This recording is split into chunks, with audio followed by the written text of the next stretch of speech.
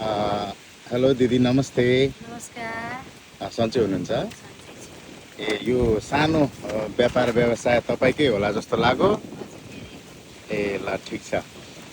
यो चिल्लागढ दाममा अब तपाईँहरू त यहाँको स्थानीय हुनुहुन्छ, यहाँको बारेमा मलाई थोरै बताइदिनु न दिदी। यहाँ पहिले यो पुरानो अरे आजभन्दा 50,000 वर्ष अगाडि हजुर। को पुरानो अरे पाँच पाण्डवले युद्ध गरेको ठाउँ अरे ए यहाँनिर। हजुर अनि यहाँ त्यही त आउनुहुन्छ, अतिथिहरू घुम्नुहुन्छ। ए पहिले चाहिँ अलिक विकसित थियो अरे।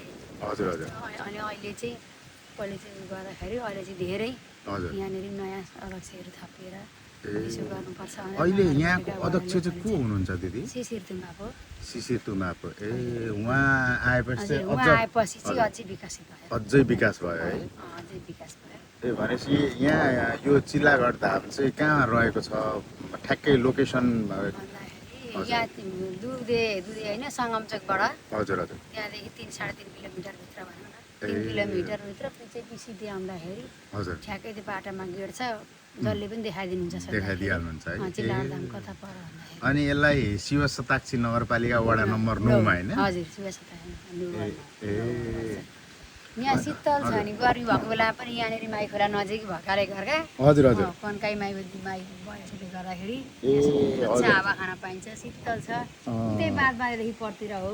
ए यो बाँधेदेखि परतिर चाहिँ खोला छन्, माई खोला छन्। ए त्यसो गर्दाखेरि आनन्दसँगले यहाँ पूर्वको हावा आउँदो रहेछ होइन? यहाँ शीतल हुन्छ। अरे अरू बेला घरमुदी गर्मी हुँदा पनि यहाँ सबै शीतल खाना चाहिँ यहीँ आउनुहुन्छ। यहीँ आउनुहुने रहेछ। बेलुका सबै झिलिमिली बत्ती बल्छ। ए बेलुका चाहिँ झन् रमाइलो है? सबै बेलुका झन् रमाइलो। यहाँ सबै वरिपरि बत्ती बल्छ, पुरा टिकटक बनाउन आउनुहुन्छ। ए कहाँबाट आउनुहुन्छ विशेष गरी यो ठाउँमा? आउनुहुन्छ टाढा टाढादेखि नै आउनुहुन्छ। भद्रकदेखि, बिरतामोडदेखि, दुर्गापुर, सुरुङ्गा, विराटनगर हजुर आइरहनु भएको छ। तर अझै यो भाइरल भएको छैन होला, नभए त अलिक आउनुहुन्थ्यो होला। अब बिस्तारै हामीले नै यसलाई प्रवर्धन गर्नुपर्छ होइन? हजुर अब तपाईँहरूले हामीले नै गर्ने हो। तपाईँहरू नि आएर यसो हालिदिनु भयो भने न्युजहरू मात्रै अनि हेरेर थाहा पाउने हुनुहुन्थ्यो नि त, यस्तो रह भनेर। नभए हामी त हो एकदमै दिदी एकदमै हुन्छ। यो अब यस पर्यटकको स्थानलाई अझै प्रवर्धन गरौँ, सुरक्षित राखौँ होइन? यहाँ साधीकुटीहरू अझै केटाकेटीले खेल्ने ठाउँ। यो भनेको मौली घर हो। ए यो मौली घर है? ठ्याक्कै तपाईँको पछाडिको? ए मौली घर बनिँदैछ। यहाँ ड्रेस पनि आउँछ होला। उतो माघीको मन्दिर, परको दुर्गा मन्दिर। ए यो दुर्गा मन्दिर? उतो माता मन्दिर हो। हजुर यता पारीको? हजुर ए यो परको चाहिँ माता मन्दिर? हजुर उतो माता मन्दिर, परको दुर्गा मन्दिर हो। यो शिव मन्दिर त्यहाँ देख्नु भएको छ। ए यो परको चाहिँ शिव मन्दिर है? हजुर यसको शिव मन्दिर हो। पर सीताराम छ।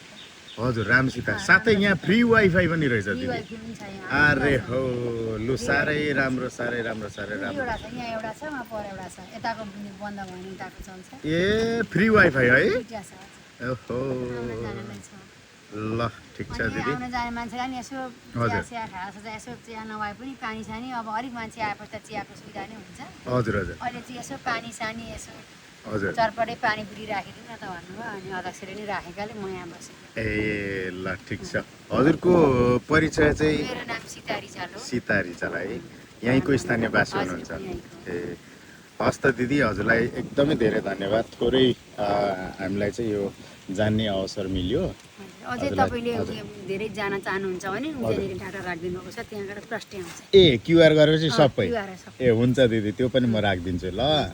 हस् धन्यवाद त।